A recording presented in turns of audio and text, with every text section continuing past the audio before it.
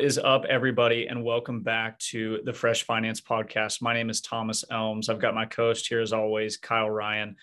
Today's conversation is going to be centered around children and how you can use financial planning to not only help your kids save, whether that's for college or for the future, but also we're going to talk on some points on how to maybe help teach your kids about money as well. And some of the talking points we're going to dive into, later in the episode here on the teaching side is some of the points that we think are really important to hit on as financial advisors when working with families that are trying to teach their children about money. And then the first half of the episode, we're really going to focus on some of the vehicles that you can use to the best of your advantage and the children's advantage for saving for college or saving for after college. And Kyle, I'd love to just kind of, before we dive in, get your take on the conversation, and also kind of anything that you have up front that you'd like to kind of discuss, on kids, financial planning, saving, teaching, things of that nature. Yeah, thank you, Thomas. We were talking about this a lot offline right before we started here. And, there's a general lack of education, whether it's from, the public education system or, children's own parents, about how to navigate your financial future, how to properly save, understanding your credit score, what accounts to save where. So I'm excited to dive in because it's something that people talk about often, and it's something that we work with clients on, planning for their children. But I think as a general source of knowledge, it's out there, but it's not in a consolidated format like what we want to do here. Yeah. And I think that's where today's episode could possibly be valuable for somebody. And we talk about this a lot kind of in the generalization of financial planning, but in today's day and age with technology the way that it is, kind of Google, whatever search engine you're using, you can search a question that you have and get at least information on that topic, but it's synthesizing that information and figuring out what the best thing is for you. That's where we kind of come into play.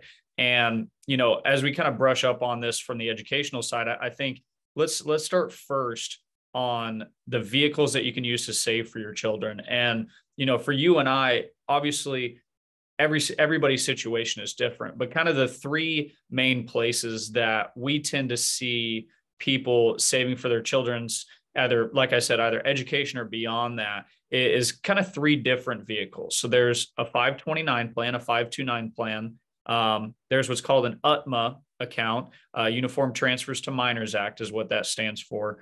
And then there's also just a joint, non-retirement account that the spouses would own themselves for a period of time. And, I'd love to just start off on the 529. Can you kind of give everybody, I would say, just like a quick crash course on what a 529 plan is, what the benefits are, and how you help clients utilize that? Yeah, of course. 529 plans are best known for saving for education. They've recently really expanded the rules for 529 plans. They used to be just for college. Now they can be used for K through 12 education. They can be used for trade school. And the benefit really of a 529 plan is, depending on your state, very much dependent upon your state, you can get a state tax deduction for your contributions. So here in PA, it's something we use. You have an 18-year-old, he's ready to go to college. You don't have a 529 plan or anything. Well, you can use this, contribute money to the 529 plan, send it directly to the school, and you get a state tax deduction. So it gives you a state tax deduction, but more importantly, here in PA, it gets you a state tax deduction. More importantly, though, is say, you just have a child who was born, someone who has a kid was born, and you want to give them a gift, saving for their future. You can contribute to a 529 plan for them, and your contribution will grow tax-free as long as it's used for qualified educational expenses. That could be anything from tuition, it could be room and board, textbooks, laptop. Everything's really, again, dependent on the plan sponsor you use and which state you're in. But they're a wonderful way to save for education. And a big misnomer is that they're only used for college. Again, they're used for K through 12, private education, trade school. I've seen a lot of clients use it for trade school. It's amazing. So that's kind of the 411 on 529 plans. I think they're great if they're used for the right purposes. And they actually just expanded some of the rules around them. Thomas, if you want to elaborate on that a little bit, at the end of last year with the Secure 2.0 rules. Yeah.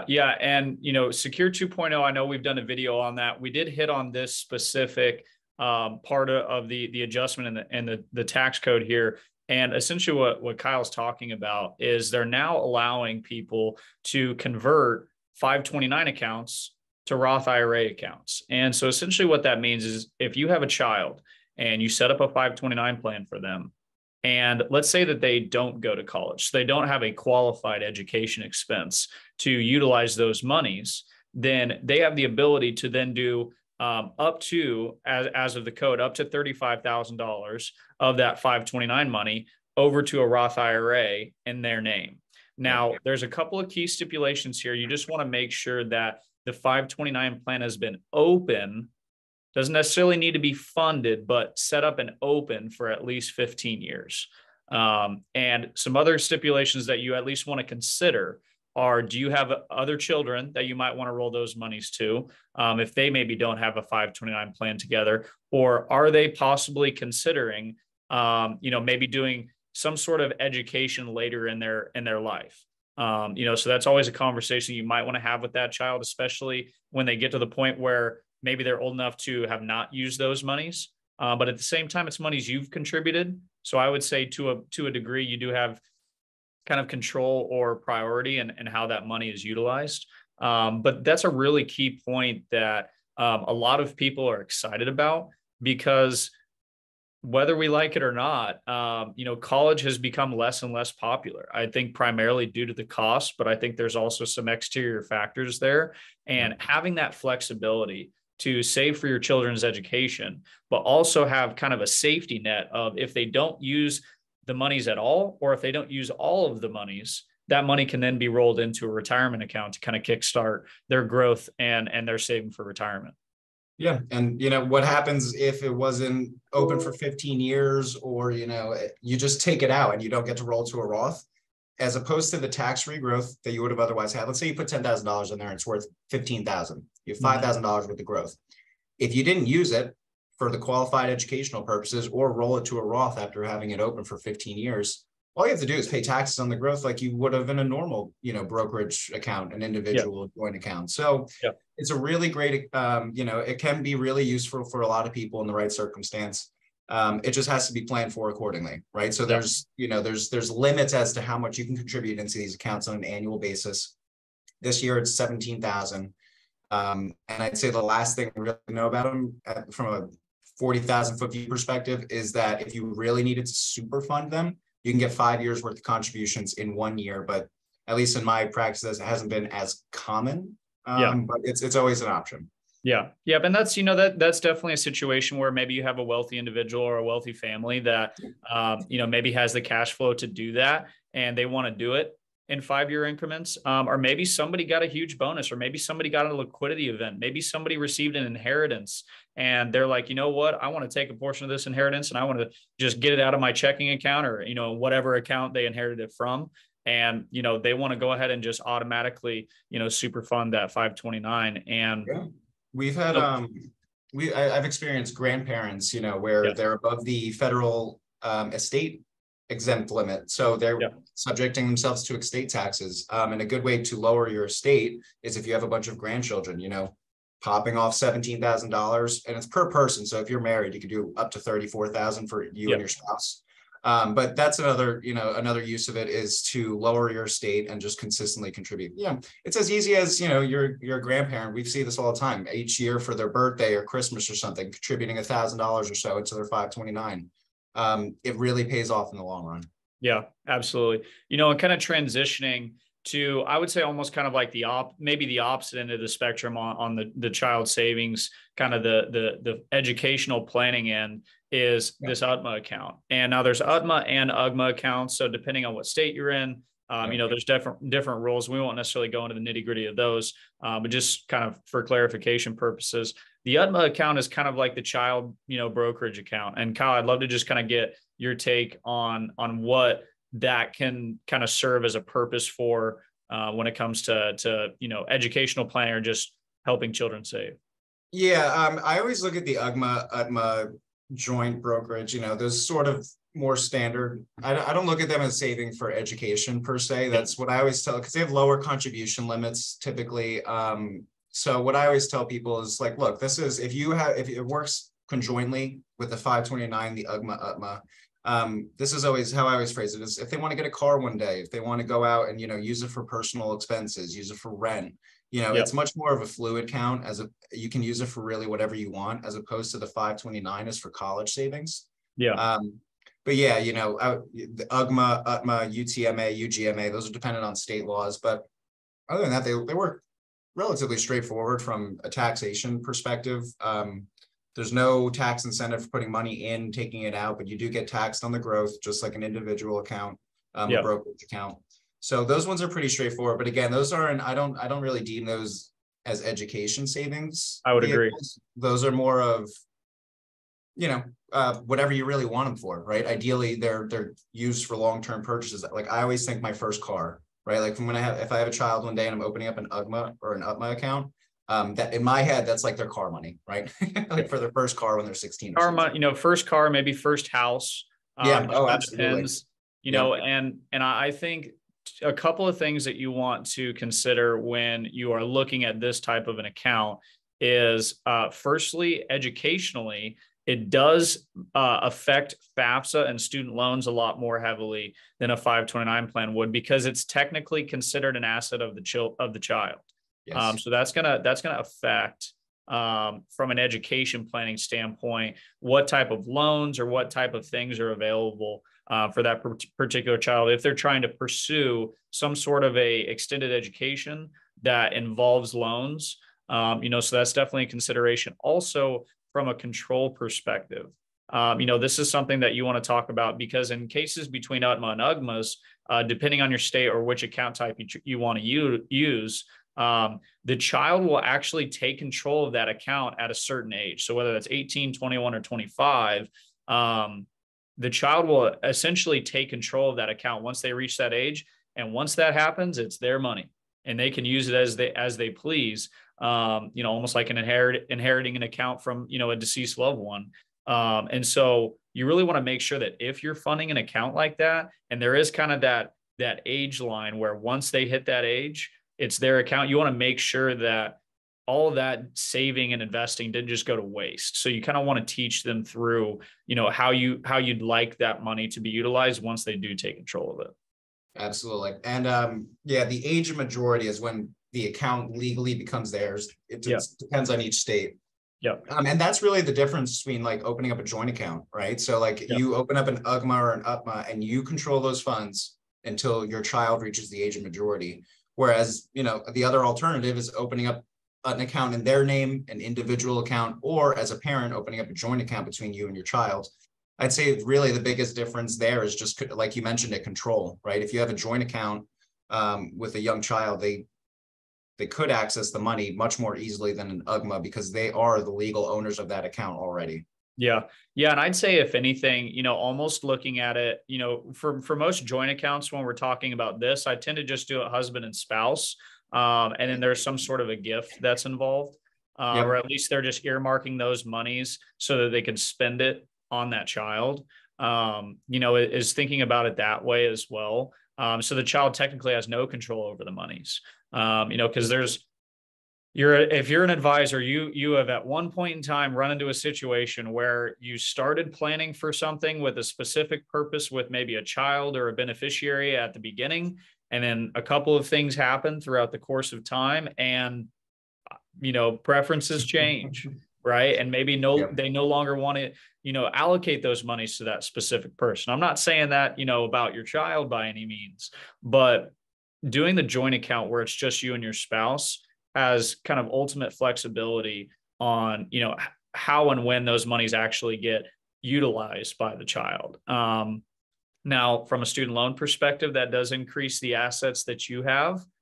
So that can sometimes affect student loans on the parental side. So that's something to definitely consider. But those are kind of the three account types that I would say that most people in general will utilize when it comes to saving for either a child's education or just for their future in general. And so now, Kyle, unless you have anything else, I do have one more there.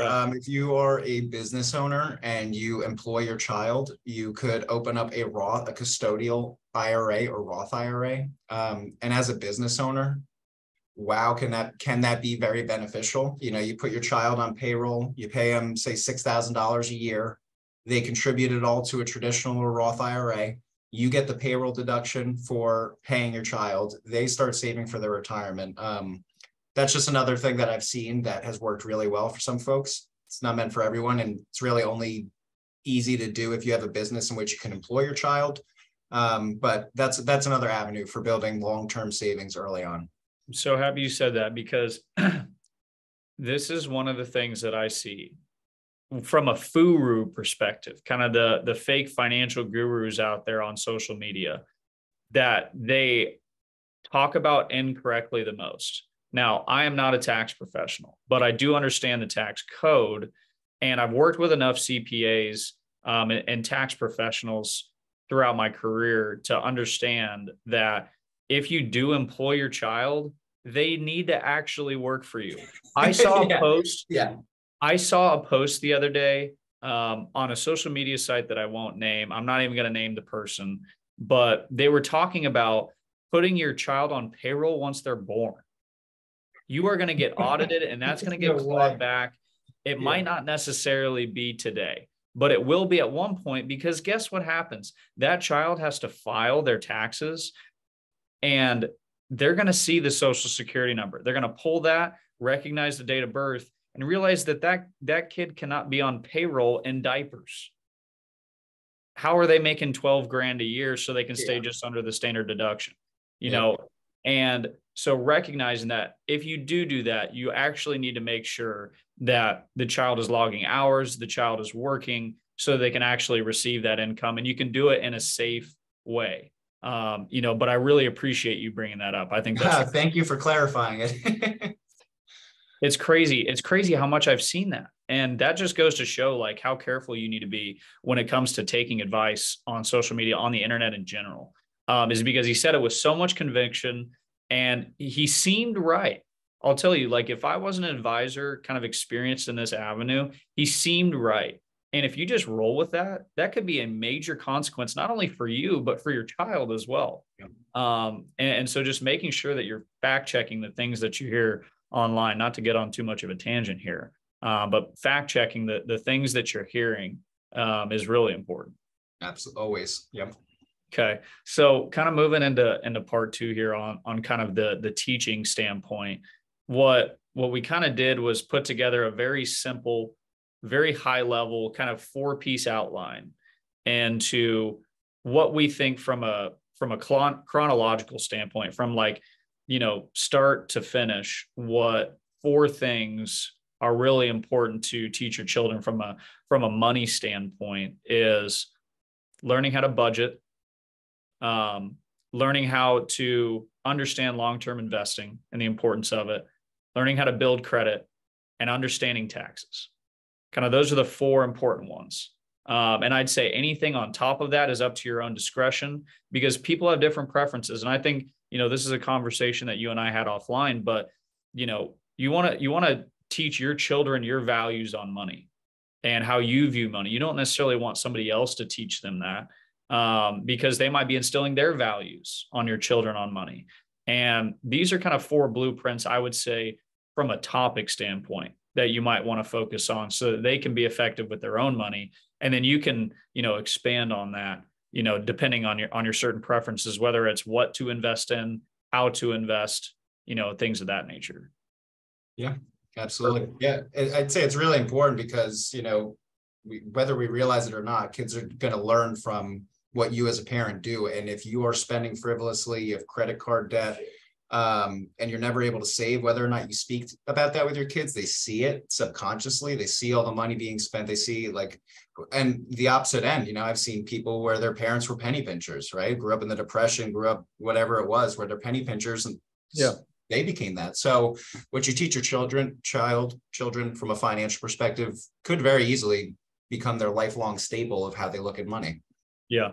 Yeah. And that's something, where I don't want to dive too deep into is you don't necessarily want to try and tell parents what to teach their children in any means. But what I have learned, especially as a child, growing up in a finance oriented household where we did things the right way, is children will hear what you say, but they'll learn from what you do.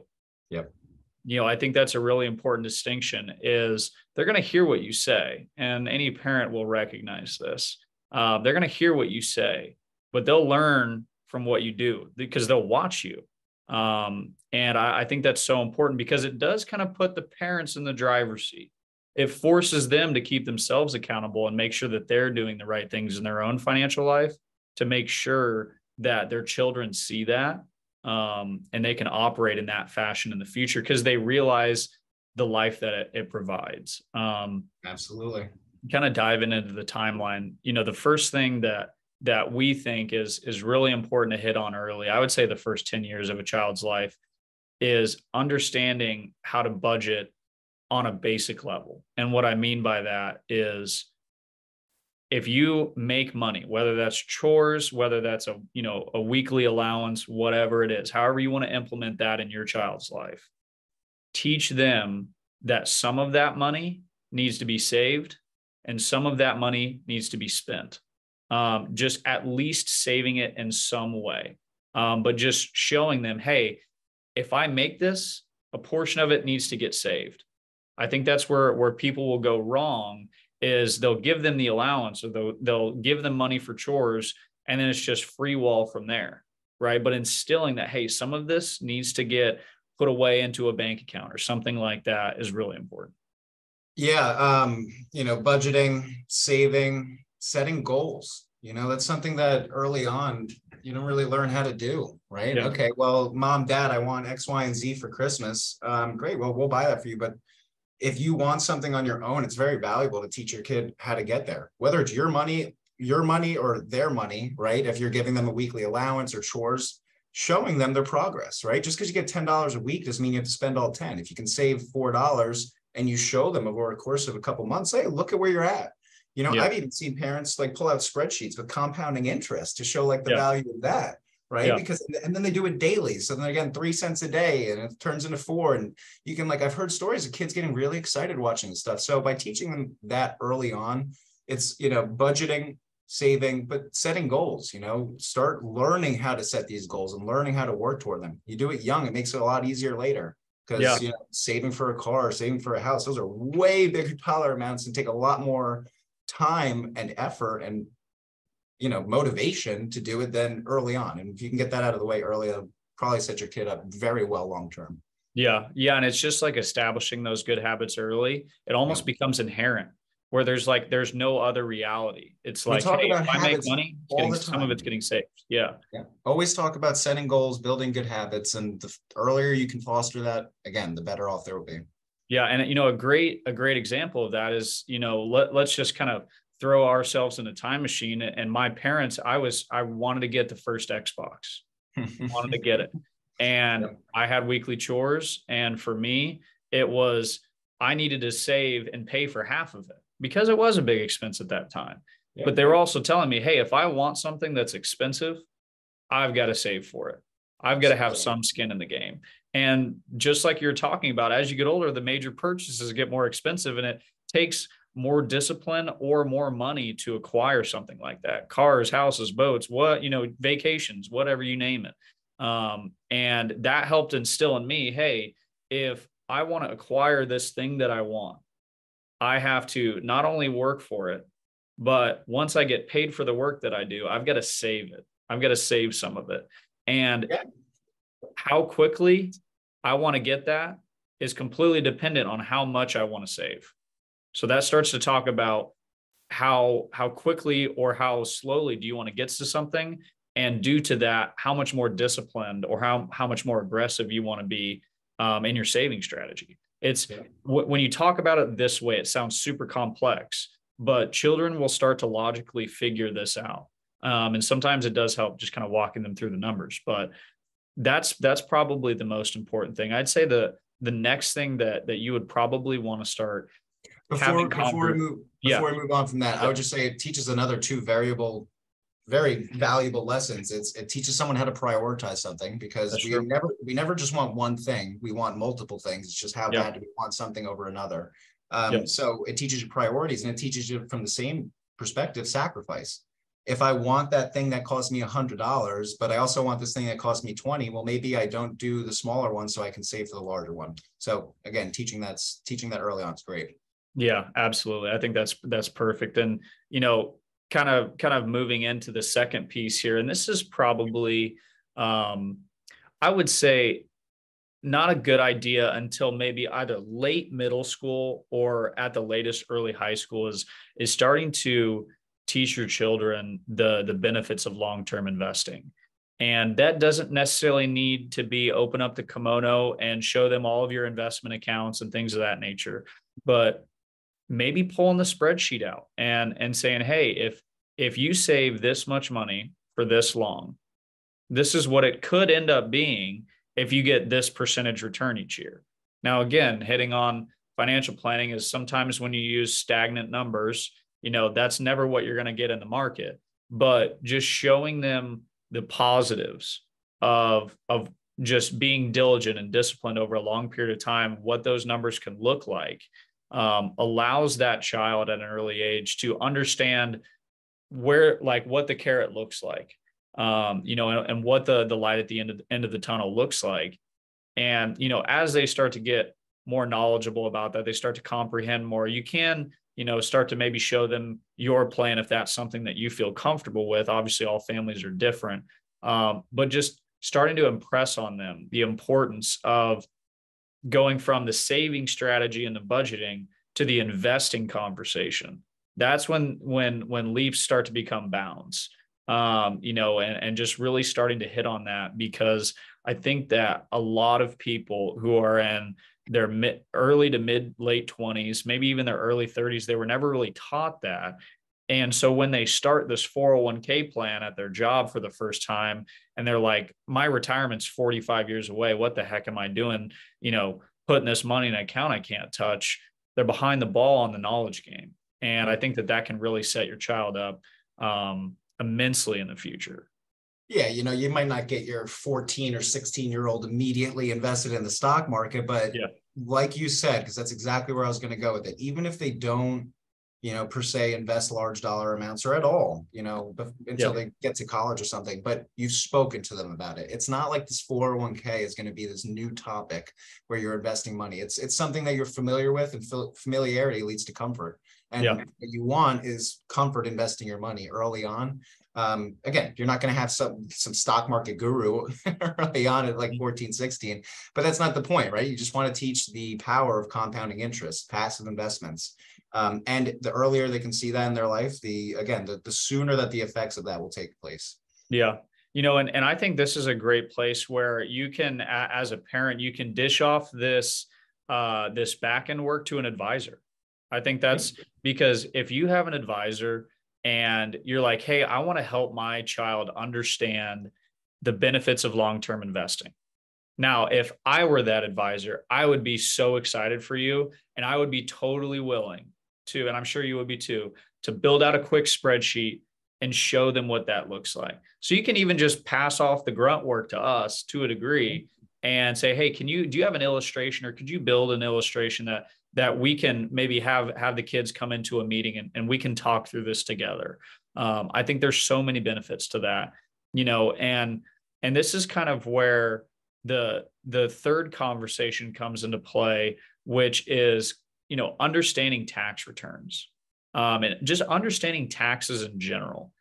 Because I think there's a stereotype or a generalization where that kid gets their first job at 14, 15, 16, mid high school. They're old enough to work, they're old enough to get a paycheck. My younger brother bus tables at a bar and grill down the street from our house, and I remember he got his first paycheck, and he saw what his gross number was, and he saw what the taxes were, and then he saw what his net number was. And he was like, what on earth is this tax thing? I've always heard about it, but where is this money going? And I think it's all about just teaching your children where the tax money goes, kind of what your ideology around taxes are, but also telling them, hey, some of your money outside of what you make in total is going to go towards the government. It's going to go to Social Security, going to go to Medicare. Some of it's going to go to the Fed, some of it's going to go to the state, and just so that they can understand that's just going to be a fact of life for them, because I don't think taxes are going away in America anytime soon.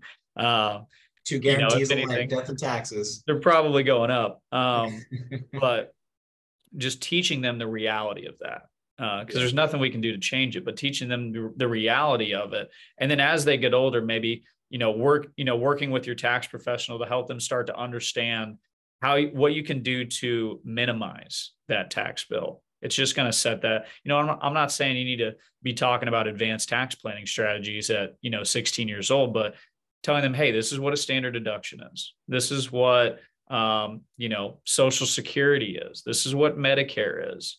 And if you don't have that knowledge, working with a professional that can help you teach them is so important.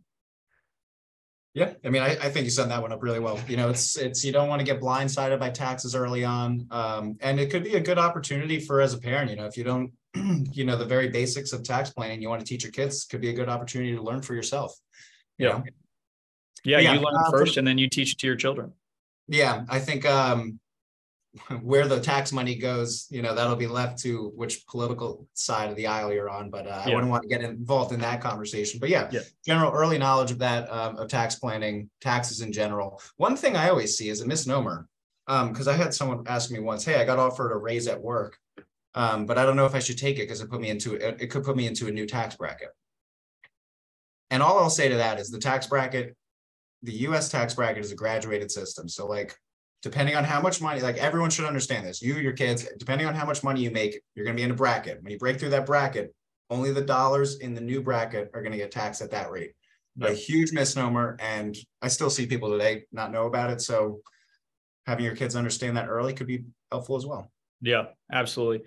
And I'd like to have you kind of focus on this last one. And this is kind of the, whether you're getting your first car, this is kind of in conjunction with the tax side as far as the timeline goes, getting your first car, getting your first home, setting up credit cards, things of that nature. Just the idea of teaching your children about credit, about building credit, about what things affect your credit, and how to essentially make sure that, or to create the highest probability of success from a credit perspective, kind of what that conversation looks like.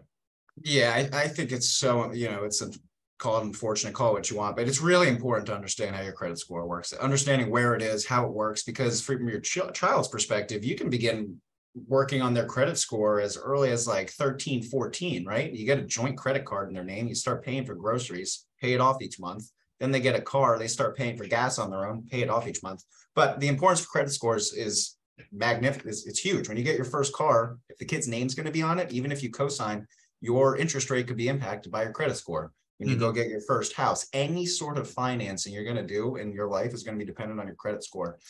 So building that up is so important early on. If you're in high school, like I said, you can get a credit card joined with the kid's name on it, start building credit. When they go to college, you can consider getting, even if you don't have to get student loans, you could consider getting a nominal amount of student loans on your credit score, start building your credit history. Those are my my longest lasting credit reports are my student loans. So it's actually really good from a credit perspective. But the earlier you start working on your credit score, the better it'll be. I mean, the amount of times I've met people in their 40s who are credit ghosts and can't get a mortgage, can't go out and get a line of credit, a credit card, really anything. The sooner you have your credit score in order, the system is made for people with high credit scores to do well, and lower credit scores are going to get rewarded or punished. Why? Because if you have a low credit score, you have a poor history of making either on-time payments or payments at all, and people aren't going to want to lend to you at a friendly rate. So a good credit score can be the difference of tens upon tens of thousands of dollars over your lifetime. Yeah, and I think those are the two biggest things to hit on is, in a general standpoint, the better your score, the lower your rates are going to be on any sort of major purchases, major loans, cars, homes, whatever it may be. But also, I think setting a standard for how you use credit cards is really important too. Oh, yeah, absolutely. Is setting the standard that whatever I put on this card, I'm going to pay off at the end of the month.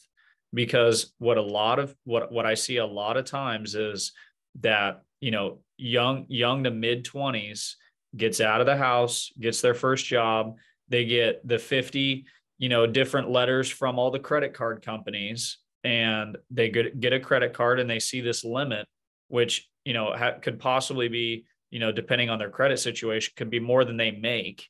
And they think that it's just something that it's free money and they don't necessarily have to pay it all off, or maybe they just make a minimum payment. And nothing really bad happens there. The interest on credit cards kills so many people. It doesn't kill, it hurts so many people from a planning perspective, because credit card interest rates for the most part are so high, it's impossible to invest past it. If you've got a credit card charging 18 to 20%, maybe even more than that, you can't sustainably get that in the market, right?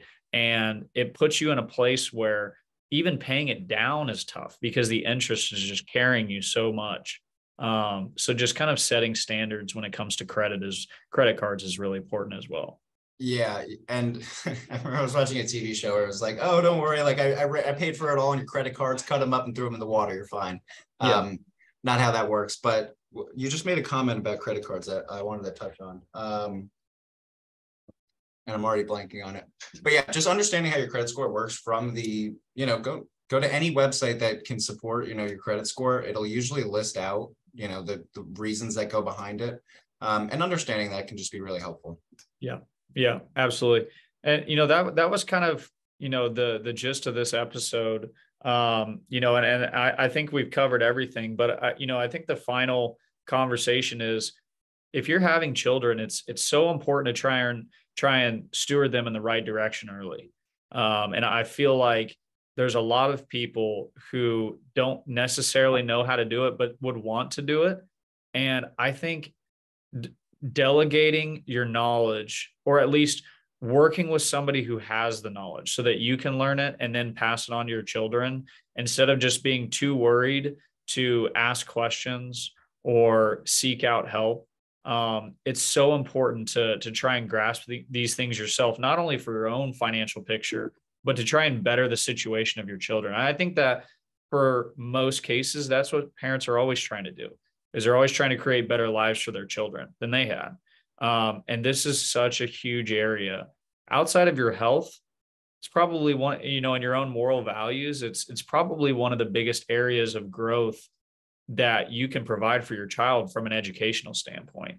And so we just kind of wanted to hit on how you can save for your children, but also how you can teach them the right things about money so that they can be successful in the future. Kyle, do you have anything else?